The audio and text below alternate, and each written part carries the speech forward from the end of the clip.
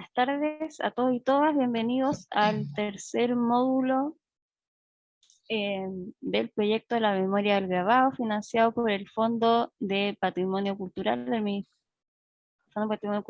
Ministerio de la Cultura, de las Artes y el Patrimonio. En esta segunda sesión estaremos con Melissa Jaimes.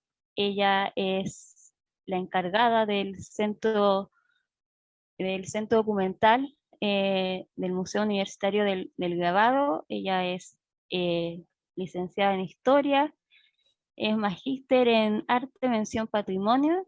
Así que, Melissa, gracias por haber aceptado nuestra invitación. Yo estoy muy ansiosa de conocer más el centro documental, aquí los chiquillos también, así que te dejo la palabra, el micrófono, y empecemos. Gracias, César. Bueno, muy buenas tardes para todas y para todos. Es un gusto verlos de nuevo y charlar con ustedes. Había tenido la oportunidad de verlos solamente el día de la inauguración del proyecto, así de pasadita, y no había podido compartir. Sin embargo, he visto un par de las sesiones que han tenido con el profe Madrid, con el profe Jorge, así que igual ya siento que los identifico un poco más y eso me ayuda como a familiarizarme al momento de hablar con ustedes. Bueno, la idea de cómo voy a presentar el centro documental es precisamente en algo clave que acaba de decir Isabel, y es qué hacen ahí, ¿cierto? Para que ustedes puedan tener como un poco de información y de claridad de qué pasa en ese espacio, qué información tenemos, qué actividades hay, porque la gente pasa por fuera y siempre ve a una persona ahí sentada en un computador, pero no tiene ni idea qué servicio prestan y qué es lo que hace, ¿ya? Entonces, el objetivo de hoy es que puedan tener más claridad al respecto. Yo voy a compartirles pantalla. Antes de eso, en cuanto a la metodología, yo no soy nada estricta, así que, bueno, primero les voy a pedir excusas porque tengo la alergia un poco alborotada, así que estoy algo difónica. Y si tienen alguna duda o algo, por ejemplo, de las imágenes que voy a mostrar, si la paso muy rápido o si hay algo que vieron y quieren saber un poco más, si yo no lo mencioné, por favor interrúmpame porque creo que al compartir pantalla no se ve el chat, ¿ya? Entonces ustedes interrúmpame libremente. Ahí yo sí puedo responder la pregunta porque no lo sé todo claramente, pero si puedo responder la pregunta con mucho gusto lo hago, o si es algo que voy a desarrollar más adelante, también se los menciono. Pero la idea es que no nos quedemos con las dudas, y si tienen ya preguntas un poco más generales o alguna duda que les surge, al final lo podemos ver. ¿Listo? Así que voy a compartir pantalla ahora.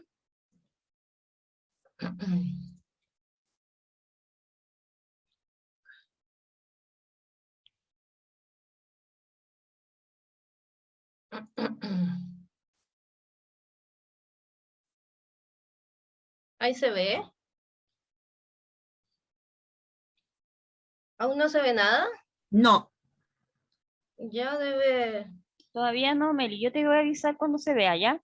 Porfa, porque igual como tiene varias imágenes es un poco pesada la presentación, pero yo ya la estoy viendo, así que Sí, es estoy a que puede ser la conexión.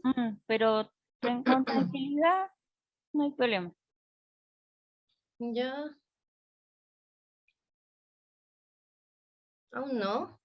No, todavía no, por lo menos yo no la veo, no sé los demás. No, todavía no. Mm. Oye, Meli, ¿y en Marcha Blanca está funcionando el centro documental o no? No, el centro documental aún, o sea, está funcionando, pero en trabajo interno, porque como todavía estamos en proceso de traslado y de ubicación en el centro, en el museo, tenemos igual una parte de la colección que está todavía embalada, tenemos que asignarle nueva ubicación. Hemos tenido un par de visitas, pero las visitas al centro documental se hacen con solicitud previa. Eso ya ahorita se los voy a contar para que igual tengan esa información en caso de que alguien les llegue a preguntar, ustedes puedan como darla. Pero me incomoda que aún no ha salido la pantalla. No, todavía no. Pero dice que empezó la función de compartir, así que en cualquier Ya. momento se compartir. Bueno, la primera las voy a ir hablando, no tenemos visual. Algo cortito, esto enlaza con la información que obtuvieron cuando estuvieron en la charla con el profe Jorge Martínez, ¿cierto? Que él les habló sobre el Fondo de las Artes y el Archivo de Obras. El Centro Documental hace parte del Fondo de las Artes de la Universidad de Playa Ancha. Eso también es importante que lo tengan claro. Entonces, nosotros como Centro Documental y como Fondo de las Artes, estamos prestando el servicio y estamos ubicados en las dependencias del museo.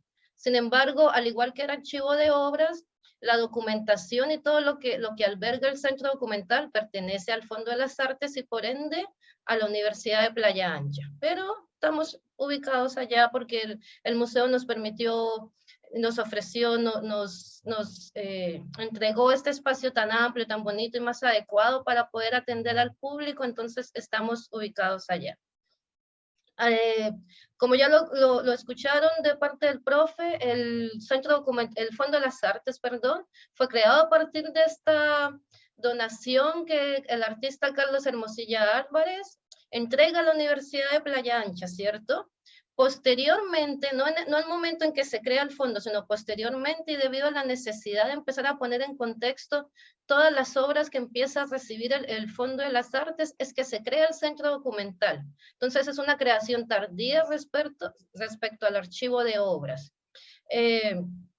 Sin embargo, la idea de este centro documental es poner en valor el patrimonio archivístico de los artistas. Esto es súper importante. Todavía no sale la pantalla, de verdad. Bueno, como les decía, pasa a la segunda, por favor. Como les decía, el centro documental fue creado para el fondo, debido al aumento de colecciones de grabados en el Fondo de las Artes para poner en contexto estas obras, ¿ya? El centro documental tiene tres finalidades principales: conservar, investigar y difundir todas las unidades documentales que custodia. ¿A qué le llamamos unidades documentales? A cada uno de los documentos, pero ustedes dirán, ya, pero entonces dígale documentos. Lo que pasa es que no solo custodiamos papel, ¿cierto? También custodiamos fotografías, también custodiamos videos, custodiamos una diversidad de archivos que técnicamente se nos facilitan decirle mejor unidades documentales. ¿Y qué pasa con el centro documental? ¿Cómo nos proyectamos? Como un espacio con un amplio catálogo de fuentes. Ojo, nosotros hacemos parte del Fondo de Artes, por lo que nuestras fuentes son, no son exclusivas de arte. Sin embargo, al estar ubicados ahora en el Museo del Grabado y al ser las colecciones del grabado las principales en nuestro Fondo de Arte, el CEDOC espera consolidarse en un futuro como un espacio con un gran catálogo de fuentes especializadas en el grabado, enfocado en la investigación. Javi, ¿puedes pasar, por favor? Ya.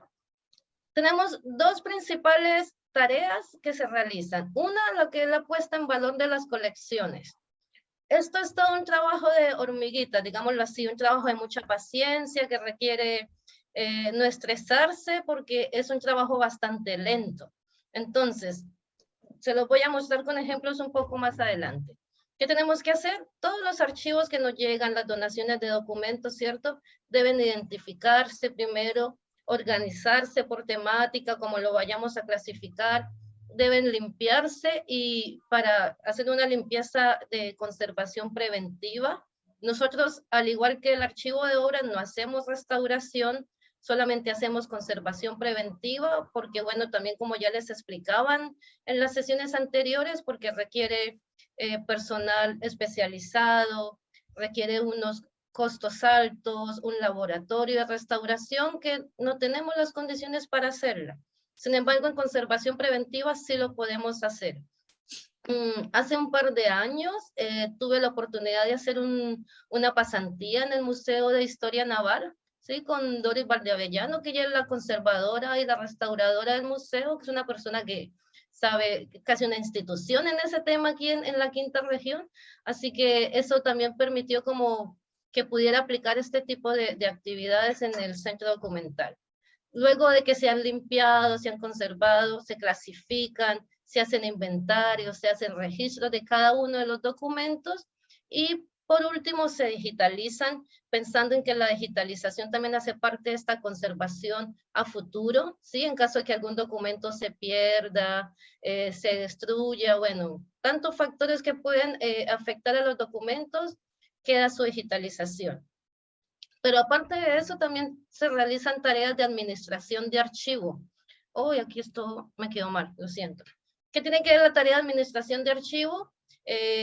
Recibir las solicitudes de información de investigadores, recibir las solicitudes de ir a consulta. A veces no van a consultar, pero te piden, oye, por favor, necesito tal información, y uno tiene que saber si la puede prestar, o si la, si la puede solicitar, si existe.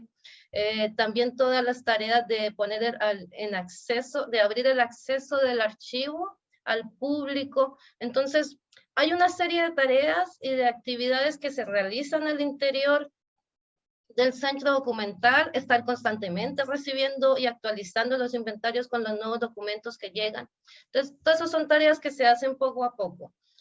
Y bueno, ahora la última en la que estamos es el traslado, completar el traslado del centro documental, que estaba ubicado antes en Gran Bretaña, en la sede de la UPLA, y completar ese traslado al museo. Eso implica darle una nueva ubicación a cada uno de los documentos, uno por uno debe volver a revisarse, volver a constatarse con el registro, con el inventario general que se tiene, que eso le llamamos relectura, ¿cierto? Entonces, si tenemos más de 2.000 unidades documentales aproximadamente en el centro documental y tenemos que revisar una por una, volver a ubicarla, pues es una tarea procesual y un poco lenta. Entonces, por eso a veces cuando no se ven resultados quizá inmediatos, nuestros archivos no son de estar mostrando resultados inmediatos, pero al interior son de avance constante, ¿ya? La siguiente, porfa, Javi. Ya, como les decía, son tres los principales objetivos del centro documental: investigar, conservar y difundir. Y voy a detallarlos, voy a especificar cada uno.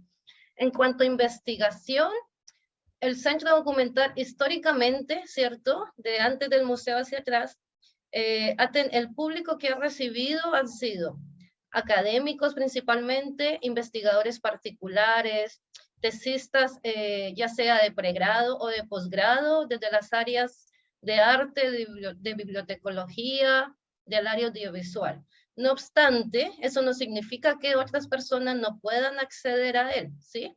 Como les decía, cuando lo preguntaba Javiera, el centro documental está abierto a toda la comunidad porque es un museo público universitario, porque el legado de Carlos Hermosilla, precisamente al entregar su archivo a la universidad, lo que quería es que estuviera asequible para el resto de la gente, ¿cierto?, a futuro. Sin embargo, es con solicitud previa en donde se debe llenar un formulario. ¿Por qué? Porque no es una biblioteca en el sentido en que están todos los documentos y todos los libros en un espacio en el que los visitantes puedan llegar, buscar, ¿cierto? Como uno a veces pasa horas en una biblioteca mirando qué se le ocurre leer o qué se anima, no.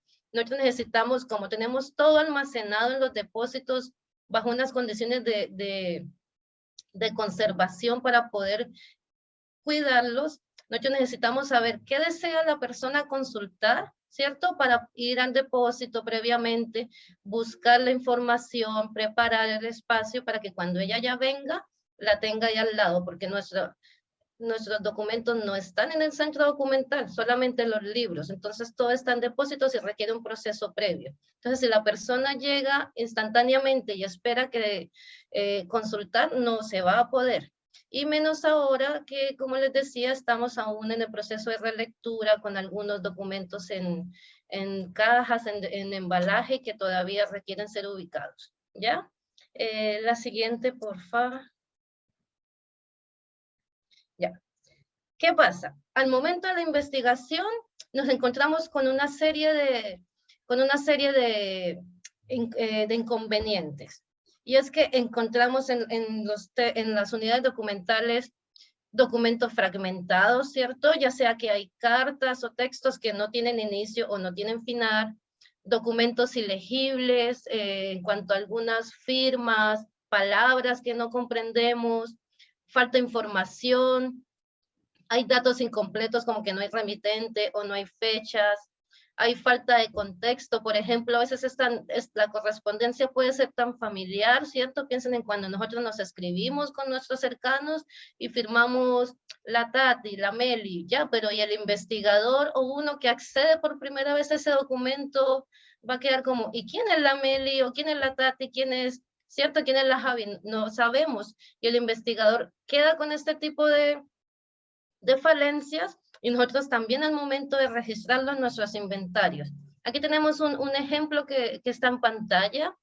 Es la fotografía, bueno, esto se pudo entender un poco después, no al momento de conocerla, se puede, de Guillermo Caballero, que es un artista argentino, ¿sí? Que le escribe a Carlos Hermosilla, a Carlos y Marina, este recuerdo después de esta palabra que está entre comillas.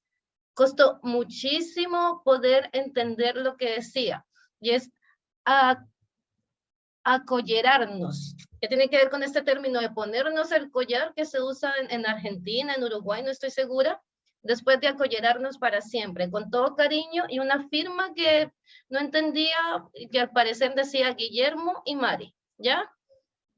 Con el paso del tiempo, claro, acollerarnos, entender que la fotografía hace referencia a que se la tomaron después de su matrimonio, ¿ya? Y que Guillermo se pudo constatar, revisando una serie de catálogos y de documentos en donde aparecía la misma firma, encontramos uno en donde afortunadamente firmó completo y descubrimos que era Guillermo Caballero y con mayor investigación que era un artista argentino que tenía correspondencia con Hermosilla. Entonces, todo este tipo de situaciones son inconvenientes con los que se topan tanto los investigadores como nosotros al momento de registrar la información. ¿Puedes pasar, Javi, por favor? Ya. Este es un recorte de prensa que tenemos en el que les quería mostrar como ejercicio de cómo podemos hacer ahí para identificar. Si ustedes se dan cuenta, es un documento largo. Yo solamente lo partí en dos para que en la diapositiva entrara. ¿Qué podemos deducir de ese documento? ¿Ya? Alguien que me ayude, ¿qué ve o qué no ve que le haga falta a ese documento en cuanto a información para saber de dónde proviene o quién lo escribe? Le falta la mitad de la información. ¿Cierto? ¿Qué información le falta, señora Ana? La mitad de la información le falta como un tercio de la información le falta. Ya, el documento es todo largo, solamente que yo lo corté y lo puse al lado, ¿ya? Para que lo pudieran ver. Le falta la fecha. Le falta la fecha, Le falta el ¿cierto? título también. Le falta título. Dice artes y letras y podríamos deducir que es del Mercurio, pero no dice específicamente que sea el Mercurio, no dice, como decían ustedes, la fecha. Entonces, es una tarea que uno al empezar a leer la información tiene que empezar a deducir, ¿sí? Para poder tener una noción de qué pasa. El texto habla de que... ¿Cómo, perdón? La fuente también faltaría. La fuente, exactamente, está súper incompleta. La fuente que pensaríamos que puede ser el Mercurio, porque a la parte de arriba se nota que E30 es de una publicación periódica, ¿cierto? Y Artes y Letras sabemos que es una sección del Mercurio, pero eso es algo que no podemos confirmar. Entonces, siempre nos encontramos con esta serie de situaciones, ¿ya? Javi, la próxima, porfis. Bueno, el otro motivo también por el que pedimos el formulario de inscripción es porque uno, no se hacen préstamos para la casa. Por eso también nos diferenciamos de las bibliotecas. Solo se puede investigar en la sala, teniendo en cuenta que los documentos son bastante delicados. Y porque cuando la persona se inscribe para visitarnos, nosotros le enviamos de vuelta un protocolo que llamamos para visitantes, donde él al llegar a la visita, a la consulta, él ya firma sabiendo que las conoce. Le pedimos que debe llevar guantes para la consulta, que no puede ingresar con alimentos, que cuando escriba no puede escribir sobre el documento ni apoyarse sobre él, que solamente puede usar lápiz grafito, que uno diría, ya, pero eso son cosas bastante lógicas para documentos históricos, pero que no necesariamente la gente lo suele acatar, ¿ya? Ese tipo de situaciones pedimos. La próxima, porfa. Ya, la conservación. Bueno, ahí ya creo que te mandé un archivo anterior, pero no importa. Para cerrar ese tema de investigación, ¿qué podemos hacer ante la ausencia ante la ausencia de esta información? Pedirle a los investigadores, pedirle a las personas, a los artistas, a quienes creen catálogos, hoy en día que tengan en cuenta este tipo de falencias pensando en un futuro, porque si seguimos escribiendo que la exhibición va a ser en enero del presente año, pero no decimos cuál es el presente año, de aquí a 30 años, cuando algún historiador quiera consultar y quiera saber sobre el Museo del Grabado, no va a saber precisamente a qué época se está enfrentando, ¿ya? En cuanto a la conservación, las colecciones y los documentos están expuestos a factores de riesgo. Aquí tenemos un conjunto de fotografías como estaba guardado en un inicio del maestro Carlos Hermosilla. Yo más adelante voy a hablar específicamente de ese fondo, así que este era solo para mostrar cómo nos lo entregaron, digámoslo así. La próxima, porfa. Ya, tenemos factores externos y factores internos que afectan a los documentos. Los externos no los podemos controlar, están fuera de nuestras manos, ¿cierto? Catástrofes naturales, si hay incendios, si hay un tsunami, si hay una llovizna, una tormenta que genera que se inunde el museo, eso sale de nuestras manos, pero efectivamente va a afectar el archivo. Hay riesgos en los depósitos, que pueden ser, no sé, goteras, alcantarillas que se desbordan, un estante, un gabinete que se puso mal o que se le pasó el peso y que se puede desplomar, que podríamos estar pendientes, pero que también salen de nuestras manos, y la acción humana. ¿A qué le llamamos acción humana? A robos, a vandalismo, a este tipo de actividades que afectan directamente a los documentos.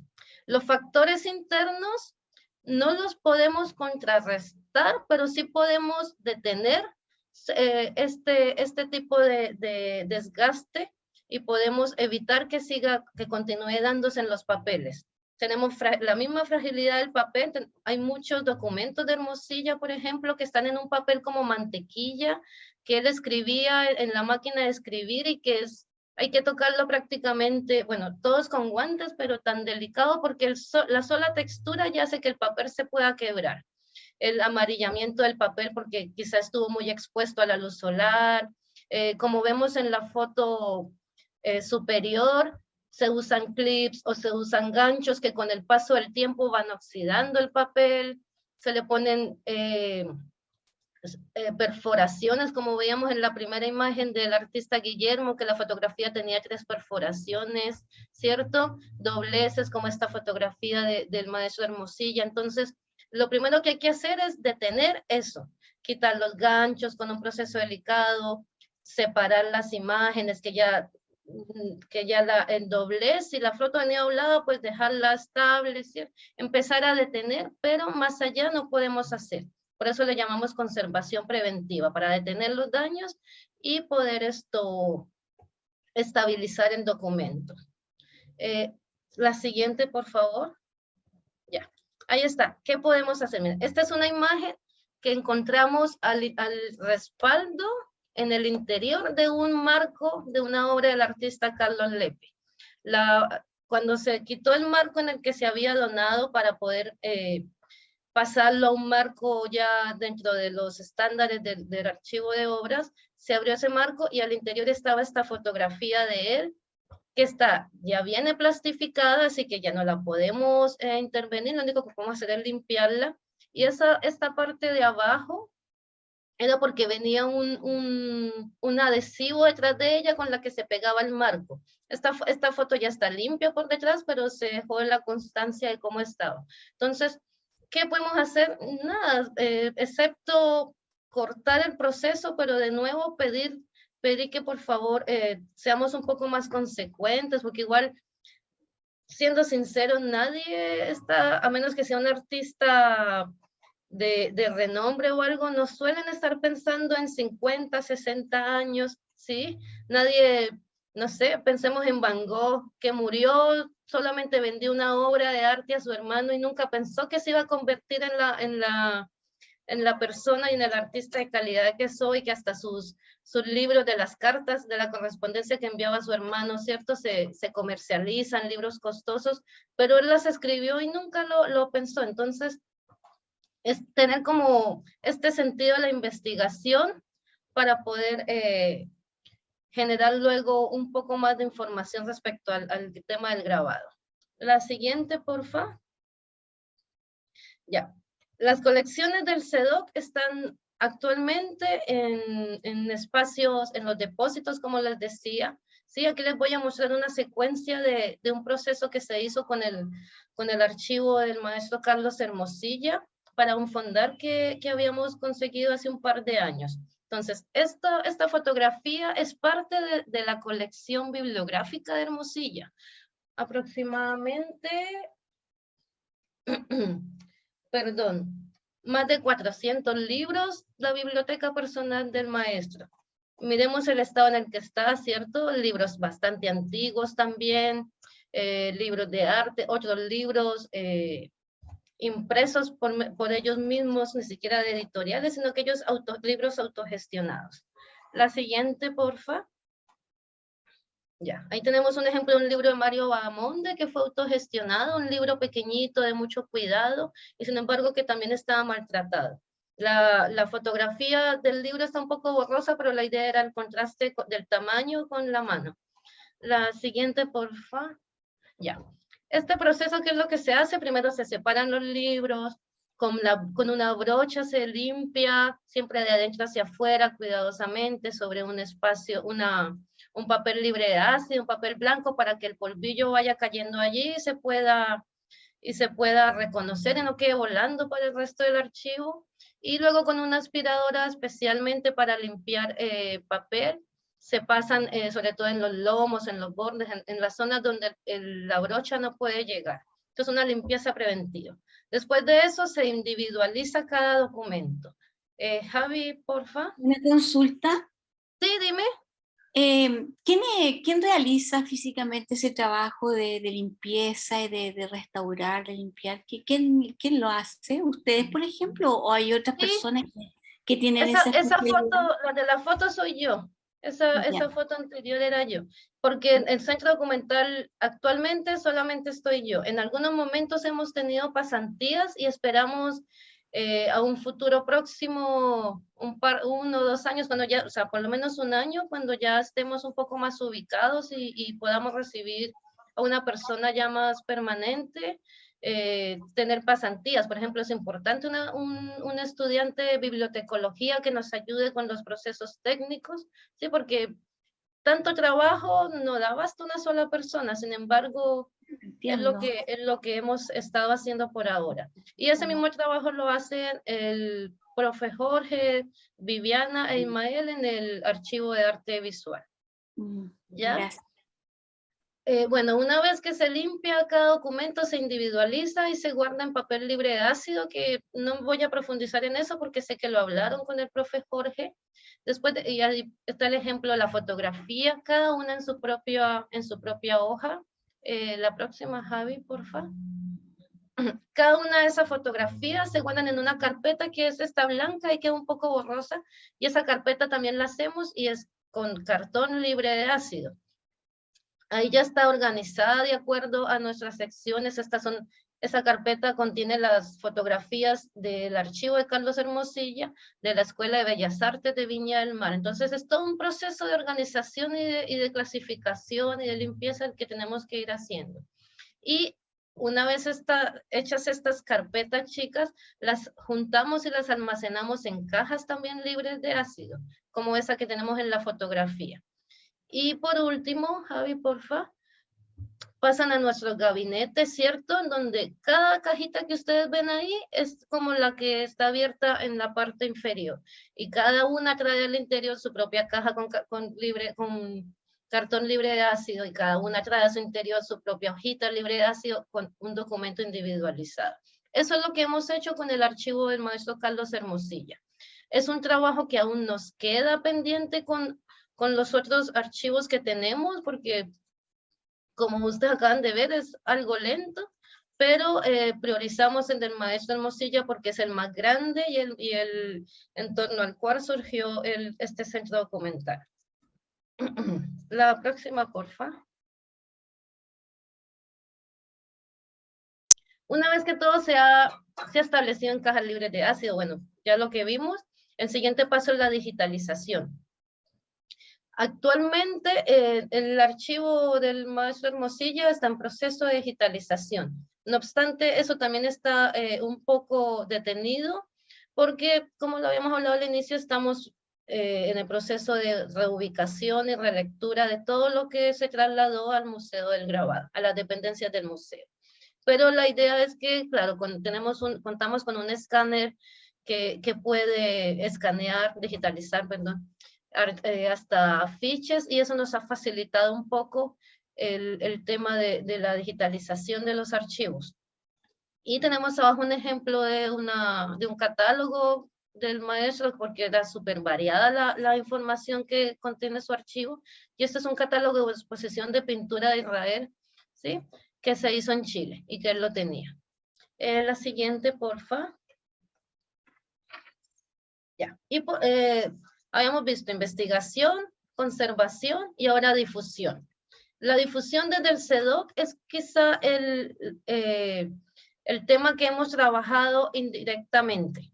¿Ya? ¿Cómo hemos hecho difusión? A través de investigadores que nos consultan. Todo investigador que consulta y publica información o usa información del CEDOC o del archivo de obras, ya sea en su tesis, en artículos, lo que sea, debe citar la fuente y debe citar dónde se encuentra ubicada, es decir, debe decir, esta carta fue consultada en el Centro Documental del Fondo de las Artes, y poner ya la fuente textual.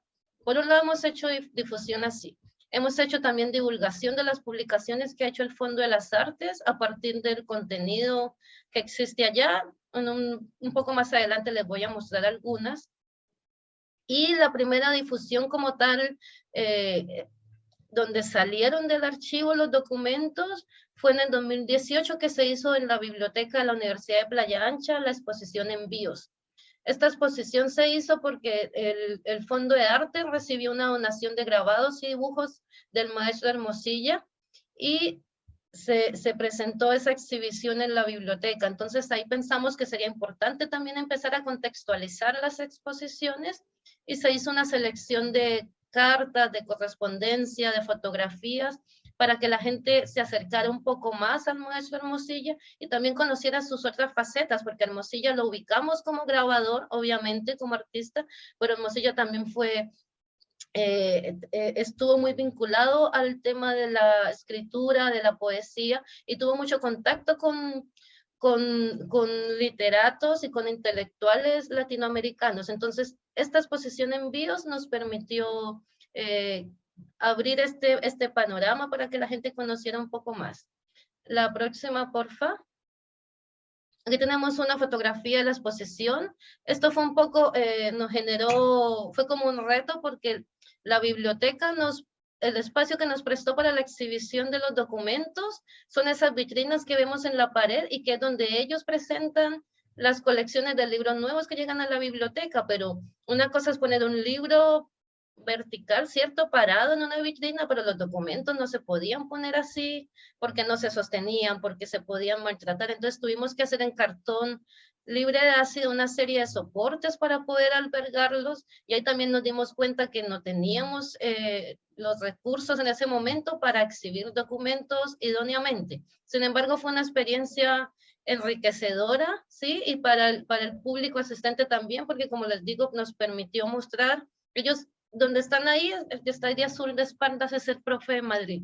Y él hacía la visita guiada a la exhibición, y antes de llegar a los grabados, lo primero que la gente veía era la vida personal, las otras facetas de Hermosilla. Entonces, entraban a ver las obras ya con otra percepción.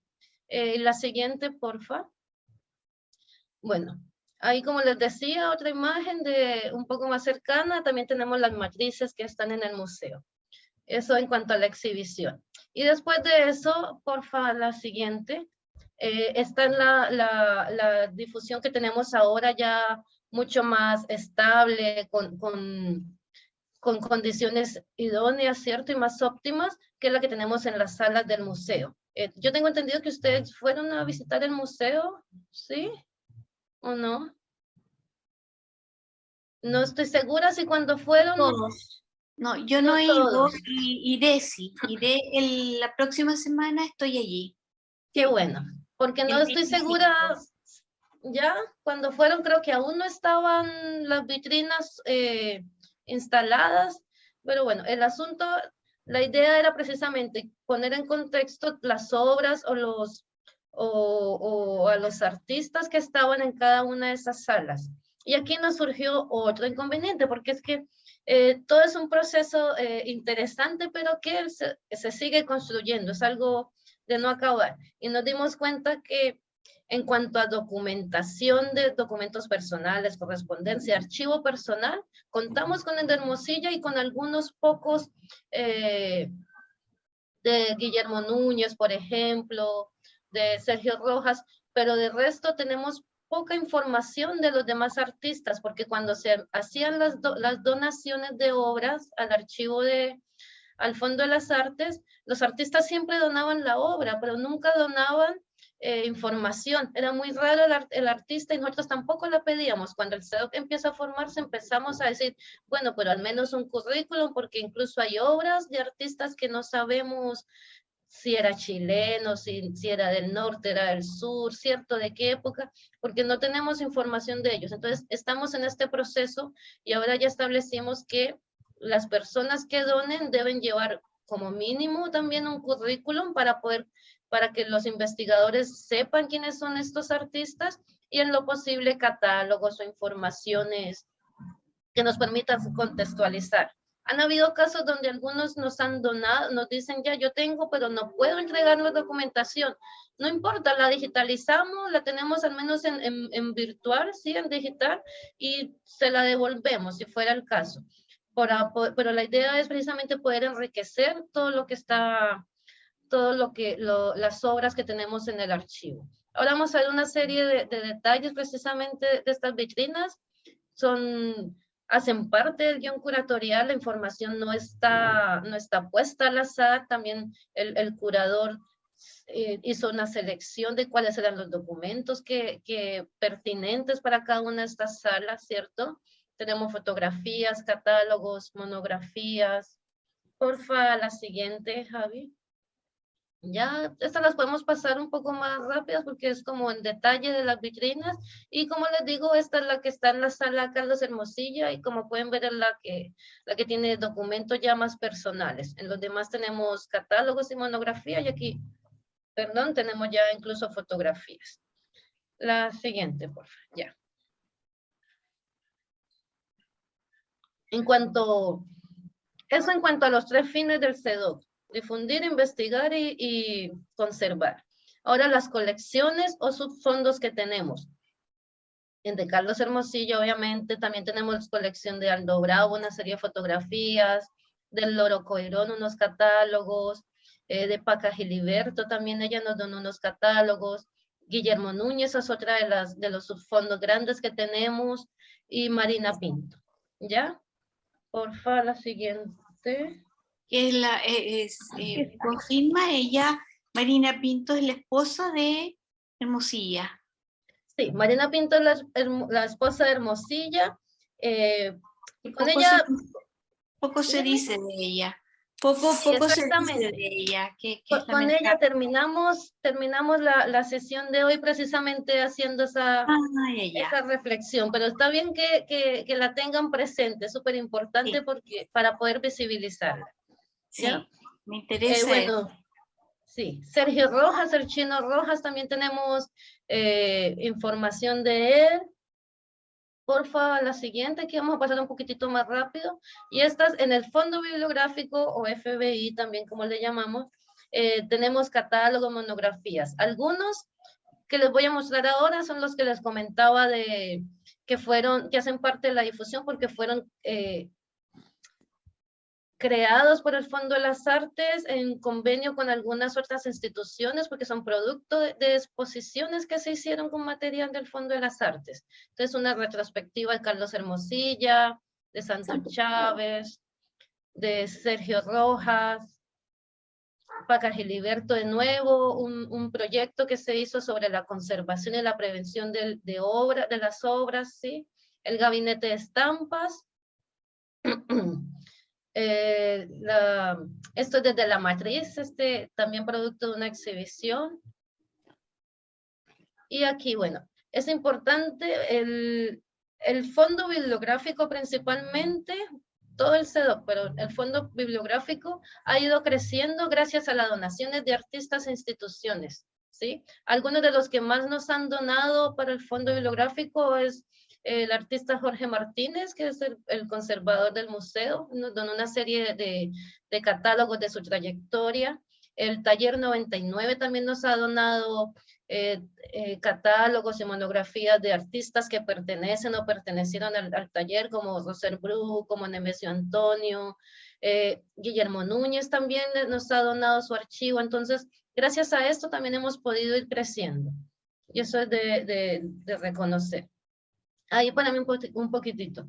Aquí, ¿por qué este cambio? Porque el CEDOC hace parte del Fondo de las Artes y aunque nos estamos especializando en grabado, seguimos siendo artes, ¿sí? En el sentido amplio de la palabra. Y hemos recibido también donaciones de arte de otro tipo de disciplinas artísticas que también las albergamos porque también son importantes conservarlas. Entonces tenemos libros de dibujo, algunos sobre escultura y en su mayoría, después de grabado, libros sobre pintura. Ya de la Pinacoteca. Tenemos algunos catálogos del Museo Baburiza, entre otros. Eso en cuanto al fondo bibliográfico.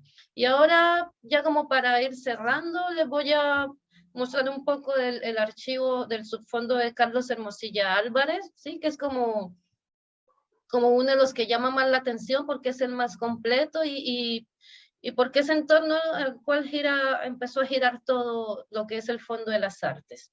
¿Ya? Bueno, la próxima, porfa. Bueno, el subfondo Carlos Hermosilla, como les decía, es la principal colección del CEDOC y fue recopilada en su mayoría por el artista durante toda su vida. Tenemos más de 850 documentos. ¿Por qué siempre voy a decir más? Porque como aún no está terminado de registrar, prefiero que quede darles un número exacto de en cuánto vamos, pero que va en crecimiento y no irme más allá de la línea.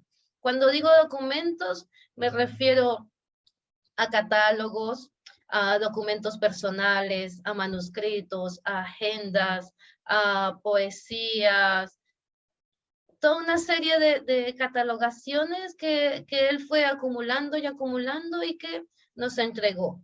También tenemos fotografías y su fondo bibliográfico, que es del que ya hemos visto una parte en las fotografías amontonadas previo a la limpieza. La próxima ya. Del fondo bibliográfico, libros, publicaciones seriadas de revistas, catálogos de artistas también que él guardaba. Aquí tenemos otros documentos o libros, podríamos llamarle así, que él guardaba, que sacaba fotocopias, hacía recortes, y él iba generando como su propio catálogo de un artista o de una tendencia artística. Los autores que contiene su fondo son bastante variados, desde literatura, estética del arte, hay libros en francés, en latín, toda una gama, y algunos en alemán, pero que en algunos se nota que él tenía sus nociones, porque incluso están con palabras traducidas por él a mano, entonces hay una gran variedad. El fondo bibliográfico sí es necesario hacer la aclaración que tiene un acceso un poco más restringido, porque el de Hermosilla, no el del CEDOC. El fondo bibliográfico de Hermosilla por el estado de conservación en que se encuentra. Entonces hay algunos libros que sí se pueden ver, pero hay otros libros que aún no se pueden consultar porque están bastante deteriorados y que obedecen a esta serie de factores que también recuerdo que les hablaba el profe Jorge, de estos libros que se crean en cierta década con un papel no muy resistente, un papel que se va quebrando, que es bastante quebradizo al tacto. Entonces, por temas de preservación, aún no hay algunos que están un poco más restringidos. La próxima, por favor. En cuanto a documentos personales, tenemos el carnet de identidad del maestro, algunos de sus pasaportes que al momento de investigar nos permiten ver hacia dónde viajó, ¿cierto? Este es un pasaporte sellado en Italia, ¿sí? Y tenemos una credencial de cuando él fue a Viena en el año 62 como delegado de los pueblos por la paz, porque también él tenía esta tendencia política, esta tendencia humana, entonces también no era solamente su faceta, sino cómo iba él, su faceta de grabador, sino cómo era multifacético, y el centro documental nos permite adentrarnos a conocer este tipo de intereses que él mantenía. En cuanto a las fotografías, ahí tenemos una fotografía con Marina Pinto en su taller. Pasa a la próxima, por favor, Javiera. Ya. Y tenemos diversidad al momento de catalogar las fotografías personales como esta. Ahí está el respaldo que también nos da información. Tata Carlos, recuerdo de cuando cumplí mi 4º añito de vida. En esta foto sale mi abuelito, mi hermana Macarena, tú y Natalie la festejada. Afortunadamente Natalie la festejada nos dio la fecha, nos dio su nombre completo, nos dio bastante información para contextualizar la foto. También él tenía fotos de su labor artística. Pasa a la siguiente, por favor. Fotos del grupo de grabadores de Viña del Mar, de correspondencia, tomaban una foto y por detrás le ponían el texto de saludo, de felicitaciones, ¿sí? Fotos de exposiciones y fotos muy cotidianas. Tenemos bastantes fotos como este estilo, porque recordemos que en esta época nada de fotografía digital donde uno toma 500 fotos y escoge una. Entonces eran la foto como quedaba borrosa. Aquí Marina Pinto está fuera un poco fuera de foco, pero sabemos al menos que fue en Valparaíso en diciembre de 1987. ¿Sí? Están tomando 11, supongo, en una tienda. Bueno, entonces es harta la información que nos proporciona este tipo de documentos. Pasa, Javi. También tenemos catálogos. Este que les estoy mostrando es uno de los más antiguos que tenemos, que es del año 1933. El catálogo no tiene más hojas, no tiene información al respaldo, es solo lo que ustedes ven. Exposición de dibujos y pinturas de Carlos Hermosilla Álvarez en Huérfanos. 1226, Casa Acar. Eso es todo lo que nos da esa información, pero es bastante importante porque podemos ver que fue hecho también, la portada es un grabado, esto fue hecho a mano, posiblemente también impreso, ¿sí? Por el trazo, y desde 1933. Ahora sí, la próxima, porfa. ¿Cómo se dividen los catálogos que tenemos del subfondo de Hermosilla? Porque, reitero, todo esto que estamos viendo ahora es de la colección de Hermosilla. Tenemos exposiciones nacionales, donde están obras como los salones de verano de Viña del Mar, el Salón de Otoño, Salón Regional de Artista, las Bienales de Arte. Entonces también nos permite hacer un trazado, si alguien quisiera consultar o investigar solamente sobre los salones y este tipo de exposiciones que se hicieron en Valparaíso o en Chile. Tenemos una parte de la información, ¿cierto? Pasa, Javi, porfa. Tenemos también exposiciones internacionales que nos dan cuenta, exposiciones internacionales del maestro. que nos dan cuenta también que no solamente expuso en Chile, de hecho expuso en Brasil, en Argentina, en México, en Estados Unidos. Su correspondencia también nos deja ver que enviaba grabados, sus amigos se llevaban grabados para que les pusieran el resto del mundo. Entonces aquí tenemos uno en Buenos Aires, y por favor pasar, este está un poco aclarado, este es en México, si no me equivoco, claro, en la UNAM, en México. También exposiciones de él, entonces uno puede ir haciendo ese trazado de la vida del maestro gracias a, o apoyándose en realidad, porque no es la única información que existe de él, pero apoyándose en este tipo de documentación. Una consulta. Sí. Otra consulta, disculpa. No, Mira, está bien. a lo mejor ustedes lo dijeron o tú lo dijiste y yo no internalicé la información, pero ¿dónde estudió Carlos Hermosilla? Su primera etapa, su etapa joven, porque conozco a él bastante ya cuando ya es grabador, pero no conozco dónde estudió aquí en Chile, estudió fuera. Claro, no, acá, Valparaíso, luego fue profe de dibujo, el primero fue profe de dibujo y luego fue profe de grabado. Por eso también la facilidad del trazo que él tenía, pero Viña del Mar. Ah, ya. Sé que Marina fue su alumna. Sí. Claro, Primero fue su enfermera y luego fue su alumna. Claro. ¿Y él tenía un problema físico? Sí, él no tenía una mano. Si no me equivoco era polio, pero ahí me pongo un poco en duda. De hecho, en las fotografías, si usted ve, él no le gustaba que le mostraran que no tenía un brazo, entonces también... Le cortaron el brazo izquierdo y la pierna. Exactamente, entonces todo este talento con una sola mano también. Era excepcional eso, porque tenía un impedimento físico, una limitación más que nada. Claro, exactamente. Bueno, en los catálogos, este catálogo es muy importante, que es el primer salón de grabadores que se hace en Chile, en el año 47. Este está expuesto en la sala Carlos Hermosilla en el museo, está en la vitrina exhibido, porque nos permite precisamente cuándo es que empiezan los grabadores a organizarse como salón. Y tenemos una serie de catálogos de los grabadores, ya sean tuvo tuberculosis, claro, también. Ya sea como en grupo o como de los artistas solos, pero que pertenecían al grupo de grabadores, como Pedro Escarpa, como Lilo Salver, como Ciro Silva, bueno, Marina Pinta, entre otros. Pasa, porfa, ya nos queda poco. Y también tenemos muestras nacionales e internacionales del grupo de grabadores. ¿Sí? Aquí tenemos una de la exposición de grabados del grupo de grabadores de Viña del Mar en la Universidad de Chile. Pasa, porfa. Ya, esto era uno de lo que les hablaba. Dentro de su documentación también tenemos manuscritos de él. Y estos son un poco más, nos ha costado un poco más el clasificarlos y el ordenarlos, porque tenemos ensayos, borradores que él escribía para discursos. A veces tenemos 4 y 5 borradores de un mismo discurso que iba a dar en alguna inauguración. Tenemos sus currículos, todo manuscrito o mecanografiado.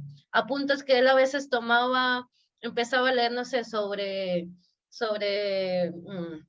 Durero, bueno, sobre otros artistas, y empezaba a hacer anotaciones de otros artistas a nivel histórico para luego él hacer, a partir de ahí, tomarlo y elaborar sus propios textos. Hacía listados o borradores de listados de las obras que podrían exhibirse en otras muestras, y como hoy ven, tienen uno, sobre una muestra que se hizo en Perú, y él está haciendo como una reseña, la hizo primero en máquina de escribir, luego empezó a corregir. Entonces tenemos bastante documentación de él de este tipo, que de su pensamiento, de cómo veía él el arte, de cómo veía él a otros artistas también, ¿ya? Continuamos, por favor, Javi. Correspondencia. La correspondencia es bastante interesante, es como de la sección del archivo Hermosilla que a mí, de las que más me gusta a mí. Aquí tenemos una foto parcial de una carta, un saludo que le envía Gonzalo Rojas y su esposa Hilda al maestro Hermosilla. Voy a leer por si no lo alcanzan a ver. Mi querida y admirado Carlos Hermosilla, maravilla del libro, fresco y tan humano como tú. Nuestro abrazo para Marina y para ti, Hilda y Gonzalo Rojas. Esto porque hay mucha correspondencia en torno a la poesía, a la obra poética que él regalaba, que él compartía precisamente entre los escritores y sus conocidos, perdón, y en la correspondencia podemos evidenciar eso. Obviamente solo tenemos la correspondencia recibida, no tenemos la correspondencia que él enviaba, pero a veces hay diálogos, hay conversaciones que uno puede ir hilando porque hay algunas que son secuenciales. Obviamente con fechas bastante ampliadas porque enviaba una carta a Estados Unidos, se demoraba meses en llegar o se perdía, luego al año siguiente le respondía, pero nos permite hacernos una continuidad de este tipo de relaciones que tenía. La próxima. Disculpa, ¿Sí? disculpa, ¿hay tesis, hay buenas tesis con respecto a la obra de Hermosilla y a los documentos? ¿Ustedes tienen también un fondo de aquello? Tesis de documentos de Hermosilla, no tanto. Se ha usado, han investigado más como desde el aspecto estético de las obras, de su trayectoria como maestro, ¿ya? Nosotros o sea, en el centro documental no tenemos tesis que se haya consultado sobre el maestro Hermosilla en cuanto a documentación, no. Está en espera también ahí. Se han consultado, de hecho hace poco fue un muchacho que está interesado en hacer la relación del maestro Hermosilla con los artistas argentinos en la década del 30-40 y fue a investigar unos catálogos que teníamos, pero está en proceso de, ¿sí? Entonces hay harto, es como es una fuente que aún está por explorarse. Ya, con gusto. Así como para ir avanzando, en las cartas, no, devuélvete porfa. Remitentes importantes, Mario Bahamón, de Pablo de Roca, Dora Puelma, artista. También tenemos esta carta que les pongo de imagen de Volodya Teitelbaum, ¿cierto? Instituciones como la Librería del Congreso de Washington, que es una carta donde le dicen que le aceptan un libro de poesía y el libro queda en esta biblioteca del Museo Arqueológico de La Serena, la Librería del Congreso. Bueno, hay remitentes bastante interesantes al momento de consultar las cartas o su correspondencia en general. Pasamos a... Dime, Javi. O sea, no es una duda, sino un comentario, porque estas fuentes o estos documentos se tienen gracias a que era la forma de comunicarse en ese tiempo, porque no había WhatsApp, no había correo electrónico, pero ahora que existen todas esas nuevas tecnologías, ¿cómo hacer o cómo dejar registro de ese traspaso de conocimientos entre artistas? ¿Ustedes se han planteado cómo poder ir generando esta documentación en los artistas nuevos? ¿Cómo lo piensan? ¿Cómo lo ven? Sí, es bastante interesante porque, de hecho, no solamente la documentación, hoy en día hasta el arte y las performances son efímeras, ¿cierto? Hay obras que se presentan y en el momento y se acabó y ahí uno dice, bueno, ¿y qué es la obra? Si la alcanzamos a registrar en un video, la obra es lo que quedó grabada o es lo que se hizo. Hay todo un debate en torno a qué se puede hacer. Por ahora tenemos que ser un poco realistas y entender que estamos con todo un tesoro que tenemos ahí en el centro documental que es prioritario y que necesita ser trabajado. Respecto a los artistas que recibimos sus donaciones, como ya les decía, les solicitamos que nos entreguen información, no necesariamente que nos la den en material, sino que nos la presten, nosotros la digitalizamos para poder reforzarla. Pero en lo que es el debate acerca de las comunicaciones hoy en día son tan efímeras y somos conscientes que hay mucho que nos vamos a perder porque un WhatsApp se borra, claro, tú cambias el celular y se pierde el WhatsApp.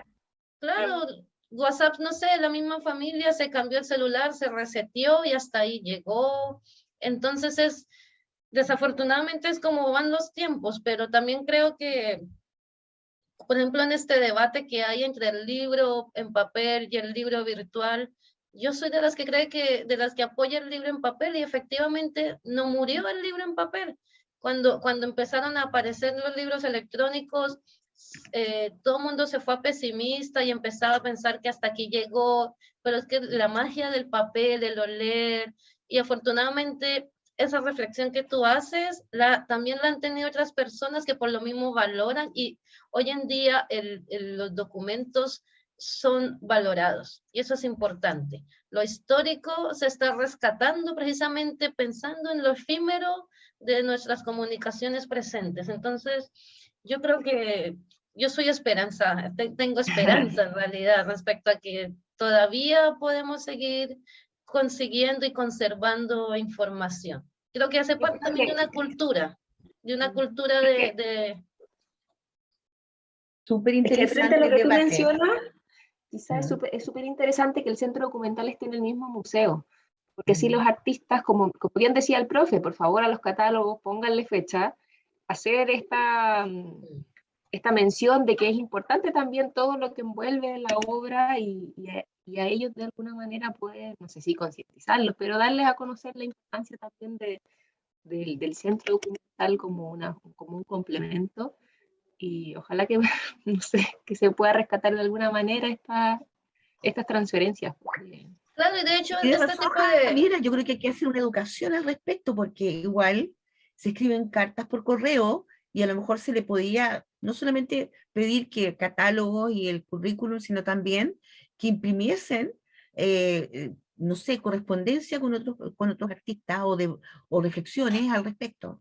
Porque la gente escribe en el computador y podría perfectamente imprimir alguna de las cosas que desarrolla. Claro.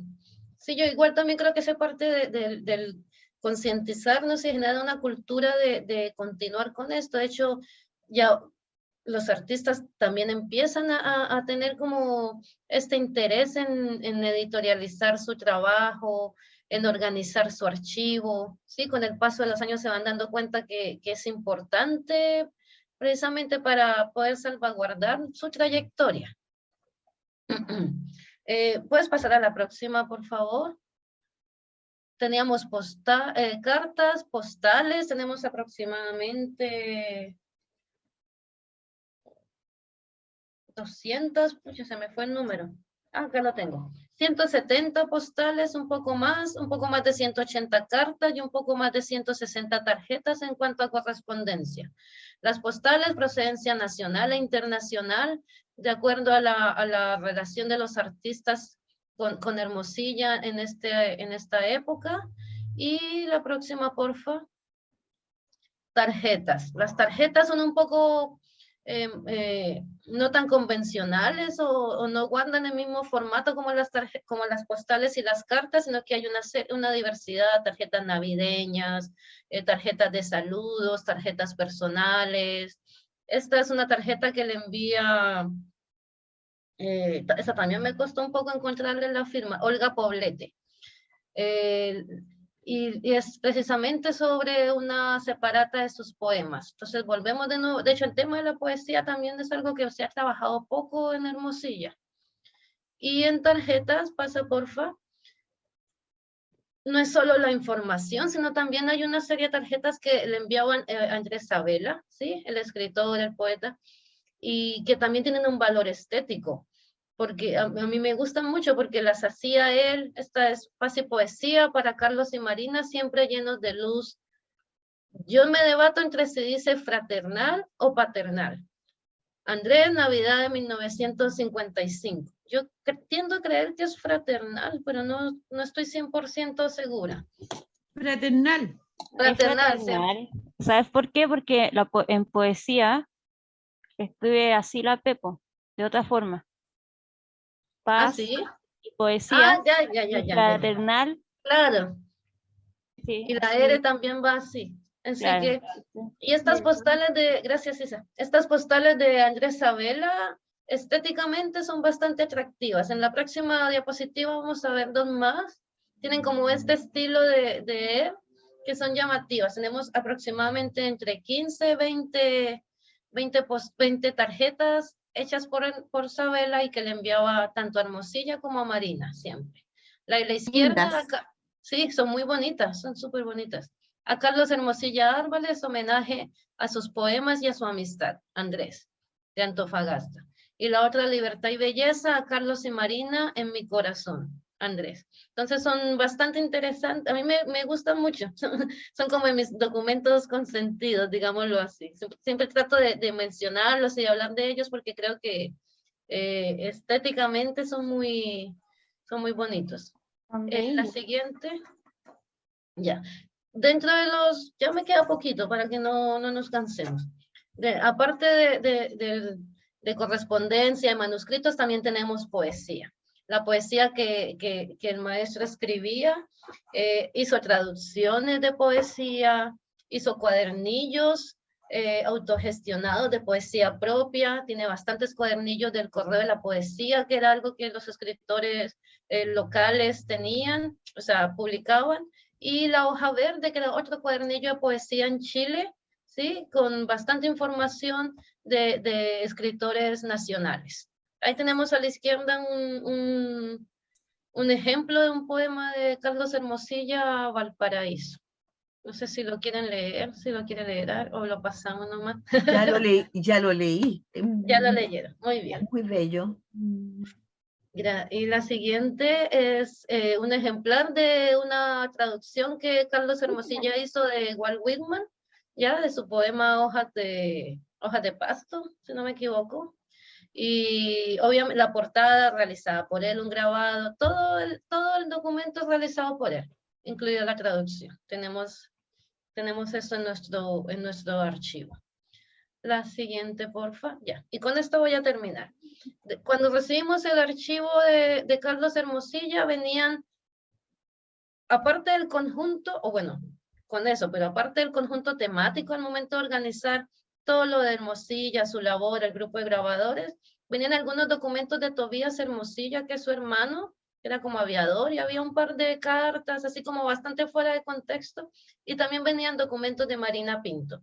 ¿Qué pasaba con Marina Pinto? Como le decía la señora María Cristina, ella era su compañera, sí, pero Marina Pinto primero fue su enfermera, se conocieron en el hospital, luego ella trabajó allá, luego fue su alumna, sí, y posteriormente fue su pareja, pero entre el tiempo de ser su alumna y ser su pareja, Marina Pinto fue escultora, fue grabadora, fue ceramista, también hizo exposiciones con el grupo de grabadores de Viña del Mar, y sin embargo, su faceta artística siempre estuvo opacada por el maestro, desafortunadamente, y porque ella también, de alguna manera, asumió más el rol de compañera que de artista. Cuando hemos querido encontrar información de Marina Pinto, perdón, es poca la información que existe exclusiva de Marina. De hecho, para poder rastrear información de ella, hay que leer sobre Hermosilla y entre líneas encontrar cuando hablan de su compañera.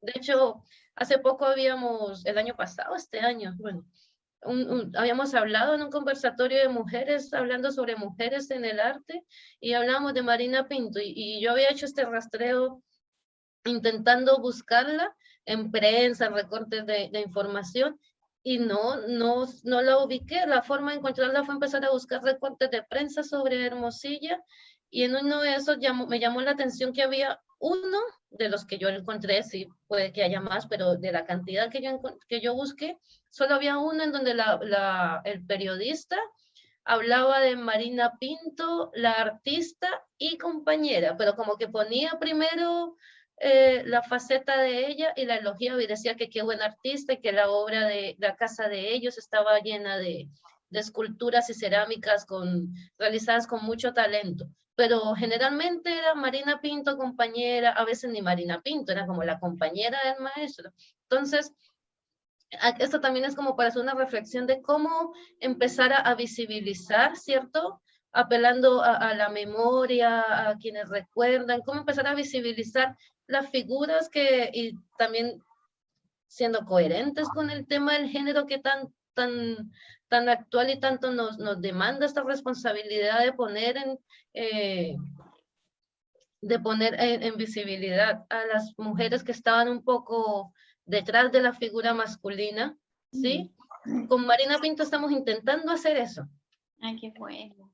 Es Sí, un trabajo lento, pero estamos intentando rescatar un poco información, hacer un currículum un poco más detallado para poder rescatar lo que ella fue y su importancia en el arte. Sí, señora María Cristina. sino y sabe que yo hice un trabajo en relación a una obra, un linoleo de ella, que es Caserío. Entonces, yo Sí. para buscar la información de Marina Pinto, pero es que me demoré más en eso que en elaborar mi trabajo en sí, porque me costó mucho encontrar sus antecedentes, sus datos de ella. Entonces, por eso que me interesaba que incluso me los corroboraran un poco, porque a veces uno indaga y compara y dice, sí, ya, entonces busca la fuente, ya, esta información es realmente efectiva. Pero no pude hacer eso, me encontré en un solo lugar de información. Así que ahora ya ratifico a lo menos con escucharte. Qué Gracias. bueno, me alegro. No, y de hecho es poca la información que nosotros también tenemos. Es un par de catálogos de ella, un carnet de la junta vecinal, una fotografía. Es poco, un par de fotografías, sí. Es poco lo que tenemos de ella, pero hay que irlo rescatando y continuar con la investigación. De hecho, este taller era sobre la memoria. Yo creo que una de los principales factores o de las principales oportunidades que tendríamos quizá de rescatar información sobre Marina Pinto es apelar a la memoria de algún artista o alguna persona que los llegó a conocer y por medio de entrevistas, de relatos orales, empezar a recabar información, porque en textos y en documentos es bastante limitada la que existe. Qué triste, ¿eh? Qué triste, porque en realidad, bueno, efectivamente se ve como quien dice, como borraban la memoria de lo que hacían las mujeres. Yo vi unos murales que hicieron en el terminal de buses también, de la primera pintora, que tampoco no tenía idea, que inclusive era gente de la élite, y sin embargo estaban absolutamente invisibilizadas y tenían toda una escuela y una impronta muy importante en la pintura. Una de apellido, inclusive Allende, ¿no?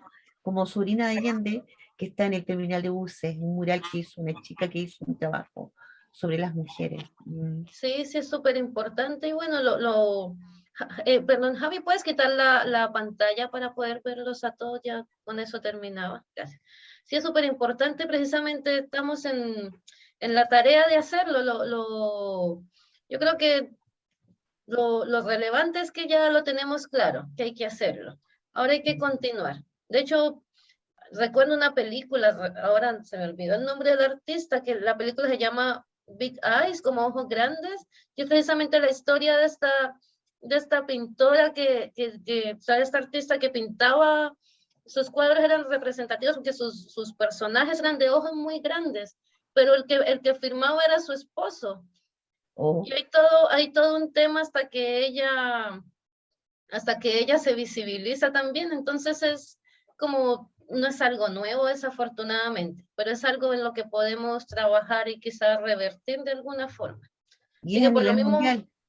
a nivel mundial también, si no me equivoco, Camille era la Claudel, por pareja. ejemplo, Camille Claudel, que era muy poco conocida y que era una excelente escultora y que fue inclusive encerrada en una casa de orate porque la consideraban loca, porque ella era distinta. Bueno, lo que tuvo también que luchar en Frida Kahlo, también como artista, A etcétera. O sea, Leonora, también mexicana, que también la encierran en un ay, manicomio. No, sí, desafortunadamente ha sucedido, pero podemos hacer algo.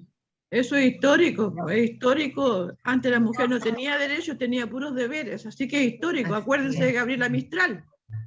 claro que sí. Laura Rodríguez es una pintora que fue compañera de Gabriela Mistral Laura y Rodi, sí. nadie habla de ella. Y Sí. fue buenísima. Claro.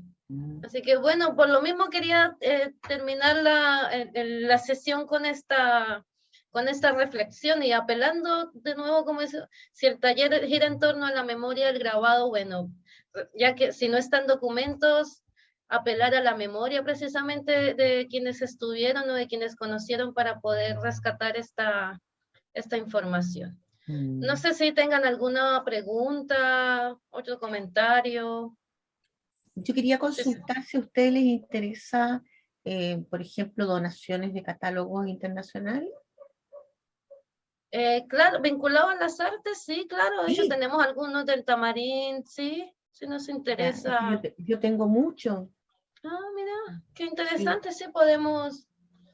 Es que toda la gente que vivimos en el exilio, bueno, efectivamente yo iba mucho a exposiciones y tengo unos muy bonitos, entonces de repente yo digo, ¿qué hago con ellos? ¿Qué hago con ellos? Y no puedo seguir acumulando y te iba a consultar.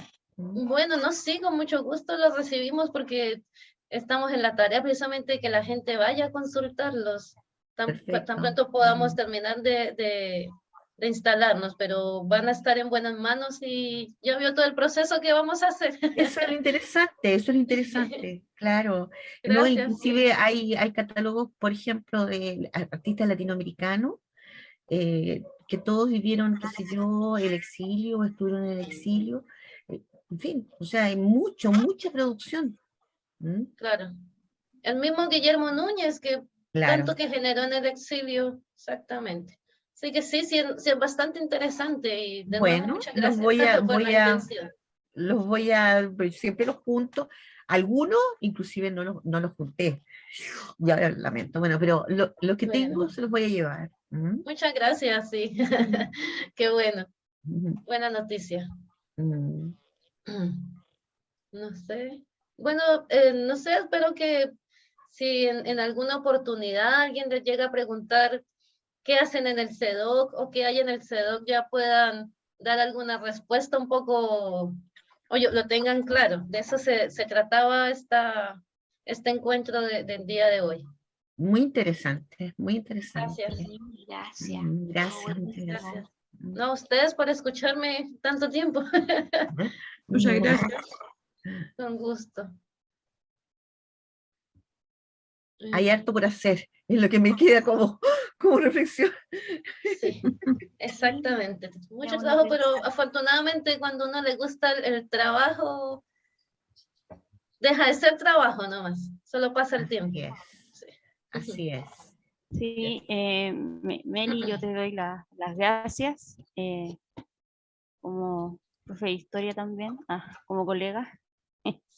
Me encanta el tema de los archivos, así que creo que voy a hacer una pasantía en el CEDOC, así que voy a solicitarla. No, es que yo me muero con los archivos, por eso cuando me dijiste, decía si decía paternal o fraternal, yo me pongo a mirar cómo escriben alguna palabra con la misma letra, entonces ahí por eso dije, debe ser fraternal, no paternal. Grafóloga. Claro, sí, de hecho, Me encanta eso.